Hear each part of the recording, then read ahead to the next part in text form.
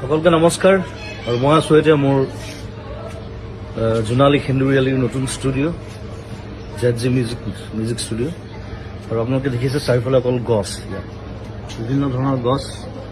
মই ষ্টুডিঅ'টো বনোৱাৰ আগতে গছবিলাক লগাই লৈছোঁ আৰু এই গোটেই বছৰটো আমি ঘৰৰ ফল মূল খাইছোঁ, চব্জি খাইছোঁ ষ্টুডিঅ'ৰ, আৰু এটা সম্পূৰ্ণ গ্ৰীণ পৰিৱেশ।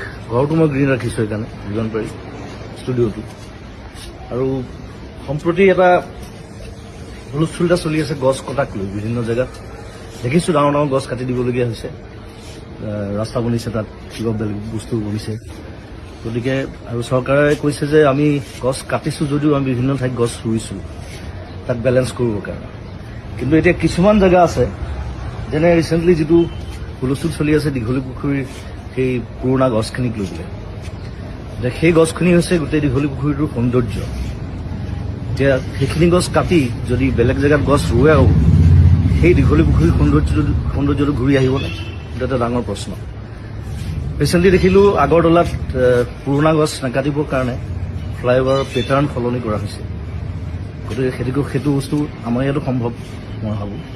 গতিকে মই চৰকাৰক আবেদন জনাইছোঁ যে যদি কিবা অপশ্যন আছে তেওঁলোকে সেই অপশ্যন গ্ৰহণ কৰক, যাতে সেই গছকেইজোপা দীঘলী পুখুৰী আমি বচাব পাৰোঁ। সেইটো মোৰ ফালৰ পৰা অনুৰোধ, সমগ্ৰ অসমবাসীৰ ফালৰ পৰা অনুৰোধ। আৰু ধন্যবাদ জনাইছোঁ সকলোকে। আৰু এই যিটো আমাৰ বিপ্লৱ চলিছে গছ সংৰক্ষণ, গছ বচোৱাৰ, তাত সকলোৱে সহযোগ কৰক। ধন্যবাদ, থেংক ইউ, বাই বাই।